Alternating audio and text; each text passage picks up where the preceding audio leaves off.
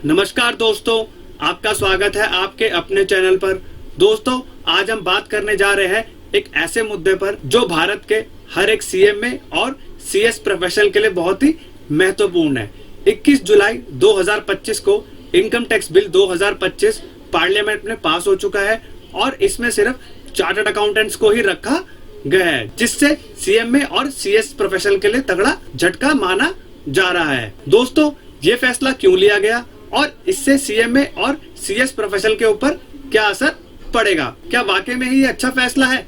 आइए हम लोग पूरे वीडियो में समझने की कोशिश करते हैं, तो वीडियो में अंत तक बने रहिए। अगर वीडियो पसंद आए तो वीडियो को लाइक करें और चैनल को सब्सक्राइब करना ना भूलिए। चलिए शुरू करते हैं। अब दोस्तों, पहले हम लोग इनकम टैक्स बिल 2025 को समझ लेते हैं। दोस्तों, इनकम टैक्स बिल 2025 13 फरवरी 2025 को हमारे फाइनेंस मिनिस्टर श्री निर्मला सीतारमण जी ने पार्लियामेंट में पेश किया था और इसका पर्पस ये था कि जो पुराना एक्ट था 1961 का, उसको यहाँ पर सरल और आसान बनाया जा सके। इस बिल में 536 क्लॉज है और 23 चैप्टर है जो टैक्सेशन को बहुत ही ट्रांसपेरेंट बनाने का वादा करते हैं और यह बिल 1 अप्रैल 2026 को लागू हो जाएगा। और दोस्तों, इस बिल के पास होने से सीएमए और सीएस प्रोफेशनल के बीच में एक बहस छिड़ गई है। हमें भी यहाँ पर इस डेफिनेशन में कवर होना चाहिए था, क्यों सरकार ने हमसे ये वादा खिलाफी करी है। अब दोस्तों, अगला हम लोग यहाँ पर समझ लेते हैं अकाउंटेंट की डेफिनेशन और उससे जुड़े विवाद के बारे में। दोस्तों, इनकम टैक्स बिल 2025 में section 515 sub clause 3 sub clause B के अंदर अकाउंटेंट की डेफिनेशन दे रखी है, जिसके अंदर सिर्फ चार्टर्ड अकाउंटेंट्स को यहाँ पर रखा गया है और वो भी ऐसे चार्टर्ड अकाउंटेंट्स जो चार्टर्ड अकाउंटेंट्स एक्ट 1949 के अंदर एक वैलिड सर्टिफिकेशन ऑफ प्रैक्टिस रखते हैं। इसका मतलब यह है कि सिर्फ सीए ही टैक्स ऑडिट कर पाएंगे। आईसीएमआई और आईसीएसआई ने इस बिल के अंदर अपने प्रोफेशनल को ऐड करवाने के लिए सरकार से अर्जी लगाई थी, लेकिन दोस्तों सरकार ने उस अर्जी को खारिज कर दिया है और अकाउंटेंट की डेफिनेशन में सिर्फ चार्टर्ड अकाउंटेंट्स को ही रखा गया है। अब दोस्तों, ये जो फैसला आया है, इससे सीएमए और सीएस प्रोफेशनल के ऊपर क्या असर पड़ेगा? दोस्तों, पहला तो है टैक्स ऑडिट के दायरे से बाहर हो जाना। दोस्तों, सीएमए और सीएस प्रोफेशनल टैक्स ऑडिट नहीं कर पाएंगे, जो उनकी प्रैक्टिस का एक महत्वपूर्ण हिस्सा हो सकता था। अब दोस्तों, अगला है कम अपॉर्चुनिटीज, यानी कि लिमिटेड अपॉर्चुनिटीज। दोस्तों, टैक्स ऑडिट के अंदर हिस्सेदारी ना मिलने पर आपकी जो प्रैक्टिस है वो आगे ग्रो नहीं हो पाएगी और आपकी जो इनकम है वो भी आगे ग्रो नहीं हो पाएगी। दोस्तों, अगला हम लोग बात करते हैं आईसीएमआई और आईसीएसआई का पक्ष। दोस्तों, आईसीएमआई और आईसीएसआई ने इस फैसले का बहुत कड़ा विरोध किया है और आईसीएमआई के जो प्रेसिडेंट है, उन्होंने यहाँ पर बोला है कि जो सरकार ने हमसे वादा किया था अकाउंटेंट डेफिनेशन में उनको लाने का, वो दोस्तों सरकार ने यहाँ पर पूरा नहीं किया है और ये दोस्तों वादा खिलाफी करी गई है, क्योंकि दोस्तों कॉस्ट अकाउंटेंट ऑडिटिंग और फाइनेंशियल मैनेजमेंट को कवर करते हैं और कंपनीज एक्ट 2013 में उनको इंटरनल ऑडिट करने का यहाँ पर परमिशन दिया गया है। और दोस्तों, आईसीएसआई यानी कि कंपनी सेक्रेटरीज की ये दलील है कि हम लोग कॉर्पोरेट गवर्नेंस और कंपनीज एक्ट को यहाँ पर पूरा अच्छे से पढ़ते हैं और उसके अंदर भी यहाँ पर टैक्स लॉज का बहुत अच्छा यूज होता है, फिर भी दोनों प्रोफेशन को अकाउंटेंट की डेफिनेशन से बाहर रखा गया, जो कि उनके लिए बहुत तगड़ा सेटबैक साबित हो रहा है। दोस्तों, अब हम यहाँ पर आईसीआई की दलील सुन लेते हैं कि आईसीआई की दलील क्या है।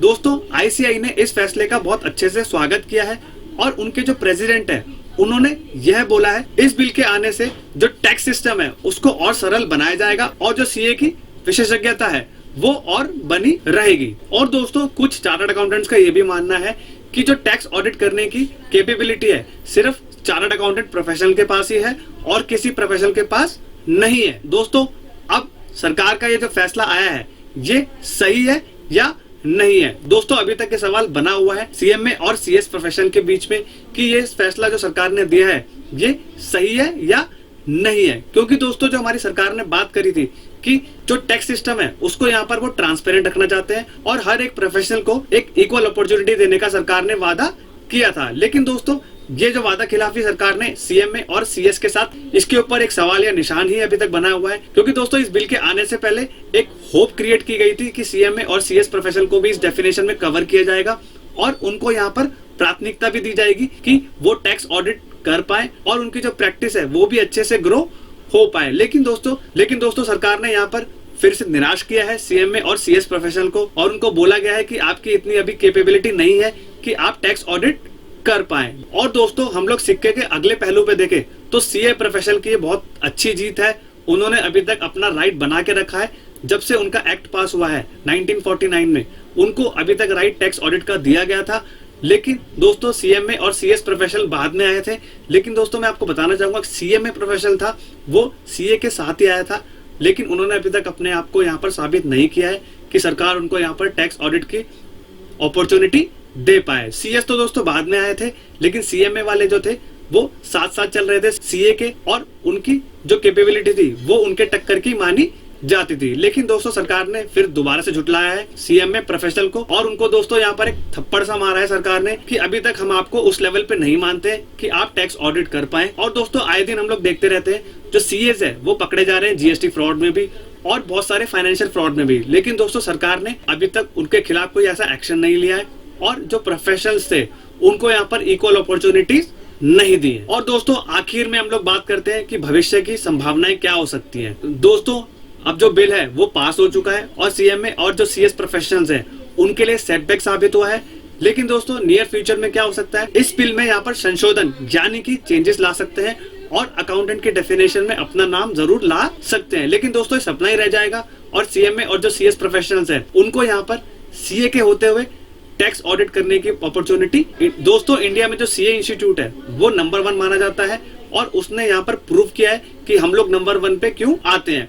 और सीएमए और जो सीएस प्रोफेशनल है उनको दोस्तों नीचे का दर्जा दिया जाता है। दोस्तों लेकिन मैं बताना चाहता हूँ आपको, ये जो प्रोफेशनल्स हैं ये तीनों बराबर है, तीनों इक्वल मेहनत करते हैं, तीनों इक्वल पढ़ाई करते हैं। हर एक प्रोफेशनल की एक अलग फील्ड है। सीए वाले फाइनेंशियल रिपोर्टिंग करते हैं, कॉस्ट अकाउंटिंग वाले कॉस्ट ऑडिट करते हैं, और जो सीएस वाले हैं वो कंपनी लॉ में माहिर होते हैं और सेक्रेटरियल ऑडिट भी करते हैं। तो दोस्तों सीएमए और सीएस प्रोफेशनल को यहाँ पर बाहर रखा गया है इस डेफिनेशन से।